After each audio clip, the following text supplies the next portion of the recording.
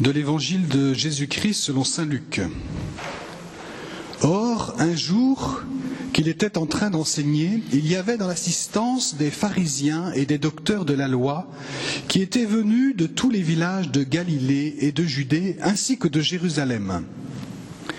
Et la puissance du Seigneur était à l'œuvre pour faire opérer des guérisons. Survinrent des gens portant sur une civière un homme qui était paralysé. Ils cherchaient à le faire entrer et à le placer devant lui.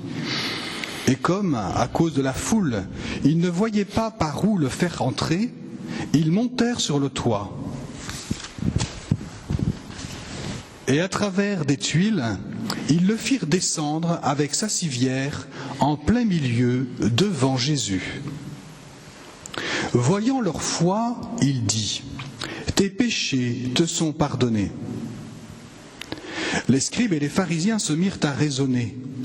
Quel est cet homme qui dit des blasphèmes ?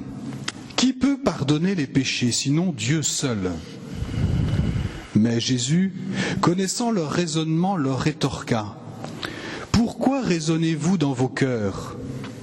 Qu'y a-t-il de plus facile de dire : Tes péchés sont pardonnés, ou bien de dire : Lève-toi et marche ? Eh bien, afin que vous sachiez que le Fils de l'homme a sur la terre autorité pour pardonner les péchés, il dit au paralysé : Je te dis, lève-toi, prends ta civière et va dans ta maison. À l'instant, celui-ci se leva devant eux. Il prit ce qui lui servait de lit et partit dans sa maison en rendant gloire à Dieu.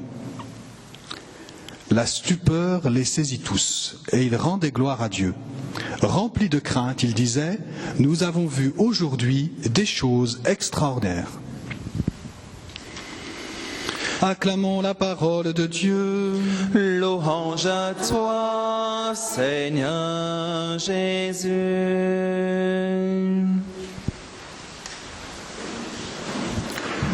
C'est donc le père Dominique Lubeau qui va donner la prédication, qui est curé à La Roche-sur-Yon. Voilà, les présentations sont faites. Voilà, nous nous apprêtons à écrire donc une lettre à la petite Thérèse. Et à travers la petite Thérèse, en fait, la petite Thérèse est le facteur, et donc elle va faire la commission auprès du Seigneur. Et nous avons confiance en elle. C'est un bon facteur. Elle a dit, elle a promis : Je passerai mon ciel à faire du bien sur la terre. C'était pas longtemps avant de mourir qu'elle dit cela. Et puis elle dit aussi : Vous verrez, ce sera comme une pluie de roses. Donc vous avez raison, nous avons raison, il faut la prendre à la lettre, il faut la prendre au mot, il faut la mettre au défi, il faut lui permettre de faire ce qu'elle avait promis de faire. Et donc il faut oser demander avec toute notre foi, tout notre cœur d'enfant, puisque c'est la petite voix de la petite Thérèse qui nous est proposée, notre cœur d'enfant, oser demander des choses, ce que nous avons sur le cœur, oser demander au-delà même de ce que spontanément nous viendrait à l'idée, mais vraiment comme un enfant dans la simplicité des enfants, et le confier à la petite Thérèse. De ce point de vue-là, il nous faut vivre vraiment avec la simplicité des enfants dans cette relation et dans la rédaction de notre courrier, mais ça sera dit tout à l'heure, aussi avec la simplicité de l'enfant. Il ne faut pas faire de complications particulières dans la formulation de la lettre, des salutations et des remerciements à la fin, comme on fait d'habitude dans les courriers officiels. Voilà. Alors si nous avons entendu cet évangile que je viens de lire, c'est pour simplement nous aider, parce que vous savez que la petite Thérèse disait qu'il n'y a que l'évangile qui lui donne des lumières, et c'est pareil pour nous, hein. Fondamentalement pour l'Église, il n'y a que l'évangile qui nous donne des lumières. Tout ce que l'Église dit, c'est parce que l'évangile lui a donné des lumières, et l'Église le discerne et peut le développer et le développer et l'expliciter pour le monde d'aujourd'hui. Et donc, c'est l'évangile qui nous guide. Et l'évangile que nous venons d'entendre nous guide aussi, nous permet d'ajuster sans doute notre démarche. La première chose qu'on peut faire quand on lit un évangile, c'est quelque chose que l'on peut faire tout seul aussi, c'est de méditer en prenant les personnages qui sont présents dans l'évangile et en se demandant qui nous sommes dans cet évangile. qui je suis dans l'Évangile. Alors il y a les pharisiens et les docteurs de la loi. Est-ce que je suis pharisien et docteur de la loi? Je suis pratiquement sûr que vous vous êtes dit non. Enfin, je pense. Mais c'est intéressant de se dire, mettons-nous à la place des pharisiens et des docteurs de la loi. C'est quoi leur problème? C'est qu'ils doutent de Jésus. Ils doutent de cette capacité qu'a Jésus. Oui, est-ce qu'il peut... Alors, il peut vraiment pardonner les péchés? Il n'y a que Dieu qui peut pardonner les péchés. On pourrait dire, est-ce qu'il peut m'exaucer? Et c'est important de se poser la question pour faire grandir en nous notre foi. Pour que notre démarche soit une démarche, oui, je crois. Et comme dira la petite Thérèse, je crois parce que je veux croire. Je crois parce que je fais le choix de croire. La foi, c'est à la fois un don de Dieu, et nous l'avons puisque nous sommes ici, je pense pour la plupart, nous l'avons. Mais c'est aussi un acte, l'acte de foi. C'est une démarche. Et la démarche que vous faites, ce n'est pas une démarche de superstition que nous faisons maintenant. C'est une démarche de foi. Et donc, nous sommes invités à nous dire, est-ce que finalement je ne suis pas un peu comme ces docteurs de la loi qui mettent des limites aux capacités que le Seigneur, de croire que l'intercession de la petite Thérèse et Jésus peut vraiment m'exaucer. Et voilà, et tout ça pour nous inviter à ne plus en mettre. À en mettre de moins en moins et avancer encore davantage. Mais il y a aussi encore d'autres personnages dans cet évangile. Il y a le paralytique. Alors, est-ce que je suis le paralytique? Alors c'est le paralytique, honnêtement, dans l'évangile, c'est la meilleure place. Alors justement, c'est intéressant parce qu'on se dit, ben non, heureusement que je ne suis pas un paralytique. Et pourtant, c'est vraiment la meilleure place. Il a tout gagné, le paralytique. Il rentre paralysé, il sort, et lui, en plus, on ne lui pose plus de questions, il s'en va tout seul et les autres restent encore à discuter avec Jésus. Il part, à la fin, il part avec ses affaires, et puis dans sa maison, donc dans sa famille, c'est ce que ça veut dire, dans sa famille, et en rendant gloire à Dieu. Donc il a vraiment tout gagné, il est super content. Voilà. Le paralytique, c'est une bonne place, une excellente place. Je vous conseille de prendre cette place. Et c'est une place assez thérésienne. C'est une place de l'impuissance, la place de celui qui peut rien, qui compte sur les autres. Donc qui compte sur Dieu, qui compte sur Jésus, qui compte sur la petite Thérèse, qui compte sur les saints, qui compte sur ses frères qui vont le déplacer pour le mettre devant Jésus.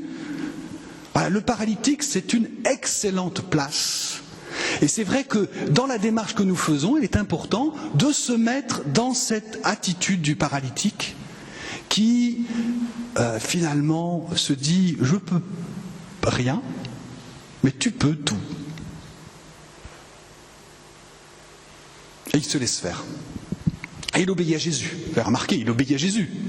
Ben, prends ton grabat et pars dans... Voilà. Et ben, il le fait tout de suite, il ne discute pas. Voilà. Ensuite, d'autres personnages qui sont dedans, je ne vais pas tous les prendre, mais je vais prendre d'autres personnages, ce sont ceux qui portent le grabat, qui portent le paralytique. Et c'est intéressant de se dire, et dans cet évangile, c'est d'ailleurs la raison pour laquelle j'ai choisi de le prendre, c'est que cet évangile met énormément en relief la dimension communautaire, ce qu'on appelle la communion des saints en théologie, et qu'on retrouve aussi dans l'Écriture. C'est-à-dire cette capacité qu'on a de se porter les uns les autres, c'est le cas de le dire. Si nous sommes tous des grabataires, on ne va pas se porter, mais spirituellement on peut le faire. Se porter les uns les autres, intercéder les uns pour les autres, se présenter les uns les autres au Seigneur, prier les uns pour les autres. L'Église fait ça tout le temps. Quand on regarde à la messe, on prie tout le temps pour les autres. La prière eucharistique, on est tourné vers les autres, vers les défunts, vers les vivants. Voilà. Et donc, on a tous des intentions de prière, on les présente, ce que je vous disais au début, mais en même temps, nous portons la prière les uns des autres et portons notre prière mutuellement. C'est tellement important. S'il n'y avait pas eu ces frères pour le présenter à Jésus, le miracle n'aurait pas eu lieu.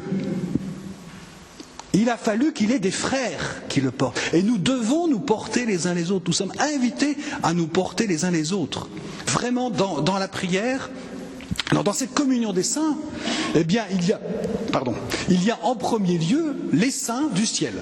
La Vierge Marie, première, la petite Thérèse juste derrière, voilà, pas loin, et puis tous les autres saints que nous aimons bien, voilà. Donc il y a les saints, mais il n'y a pas que... Alors on demande l'intercession des saints, c'est ce qu'on fait maintenant, on va demander l'intercession de la petite Thérèse qui va nous aider à porter notre grabat. Mais il y a aussi les saints sur terre, ce que j'ai déjà essayé d'expliquer, mais c'est vrai que peut-être on oublie que, en fait, on appelle dans l'Écriture, Saint Paul, il parle régulièrement, saluer les saints qui sont dans telle ville, voilà. Et ceci, c'est une appellation qui était courante, ceux qui avaient reçu la foi de Jésus-Christ, qui avaient reçu le saint baptême, et puis qui cheminaient dans le désir de fidélité à Dieu, ils étaient considérés comme saints. Et nous sommes saints par la grâce de Dieu, nous sommes saints dans la mesure où nous cherchons à vivre à la suite de Jésus. Et donc, nous sommes invités, nous saints, les saints, nous sommes invités à nous porter les uns les autres, donc à porter les intentions les uns des autres, à porter notre frère. Et tout à l'heure, quand vous vivrez la démarche, eh bien évidemment, rédigez votre courrier, rédigez votre lettre, faites-le avec la simplicité de l'enfant, comme on disait tout à l'heure, mettez-vous dans une attitude de grabat, et donc, de grabataire, pardon, et donc, ensuite portez les autres. Vous êtes grabataire pour vous-même, pour vos intentions, mais pas pour les autres. Donc faites cela avec beaucoup de ferveur, beaucoup de foi. Croyez que les autres, réjouissez-vous à l'idée que les autres vont être exaucés. Comme il le faisait ici, ces amis ces personnes qui présentaient le grabataire. Et puis il y a quelque chose aussi à bien remarquer, c'est que Jésus, il dit, l'Évangile nous dit, voyant leur foi. C'est la foi des autres, c'est même pas la foi du grabataire. Voyant leur foi. Alors, autre chose qu'il nous faut remarquer aussi dans cet évangile, c'est qu'ils auraient bien pu dire, arrivant devant la foule, oh là là, il y a du monde, bon, qu'est-ce qu'on fait? Oh, on va attendre, hein. On va rester là derrière. Non, ils se sont donné de la peine. Ils se sont donné de la peine. Ils sont montés sur le toit, ils ont enlevé les tuiles. Je ne suis pas sûr qu'on puisse le faire trop aujourd'hui. En tout cas, on aura des problèmes avec les assurances et les voisins et je ne sais pas qui. Hein, aujourd'hui, ça devient très compliqué maintenant de faire des choses comme ça. C'est pour ça qu'il nous faut encore plus de foi. Eh bien, et donc ils font la démarche, ils vont jusqu'en haut et tac, ils descendent le grabataire.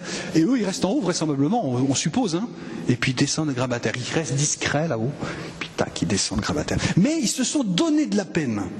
Et c'est important, notre pape François nous invite vraiment à avoir à la fois cette foi simple. Vous savez que le pape François a beaucoup insisté, surtout au début, il en parle peut-être un peu moins maintenant, beaucoup insisté sur la foi populaire, la foi simple. Et c'est vrai qu'on fait une démarche de foi populaire, là, de simple.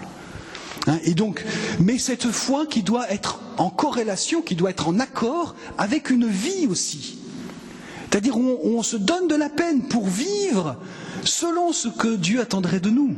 On essaie de mettre en application l'évangile qu'on entend. On essaie d'aimer comme Dieu aime, puisqu'il nous a été demandé. On essaie d'être saint comme le Père Céleste est saint. Voilà, on fait tout ce qu'on peut. Et c'est très important, on fait tout ce que nous sommes invités à faire, tout ce qui est en notre possible, pour être le plus fidèle possible. Parce que c'est ça notre effort à nous. Pour être exaucé, c'est la prière avec foi, mais c'est aussi une vie chrétienne qui se veut le plus fidèle à la vie que Jésus attend de nous. Et quelquefois, on oublie ça. On pense qu'en fait, pour être exaucé, il suffit de prier. Alors c'est vrai que le Seigneur fait des miracles et est très libre. Hein. Heureusement d'ailleurs qu'il n'attend pas. Mais c'est vrai que pourquoi les saints ont toujours été exaucés? Pourquoi les saints sont exaucés? C'est parce que les saints, on les prend tous à la chaîne, c'est pareil. Les saints, ils avaient leur foi, leur prière et leur vie qui correspondaient bien, qui marchaient bien ensemble. Il n'y avait pas un truc qui clochait trop. Et tous, ils clochaient un peu quand même, sauf la Sainte Vierge, qui a fait ça vraiment bien, elle. Mais sinon, les autres, ils avaient plus de mal. Même la petite Thérèse avait...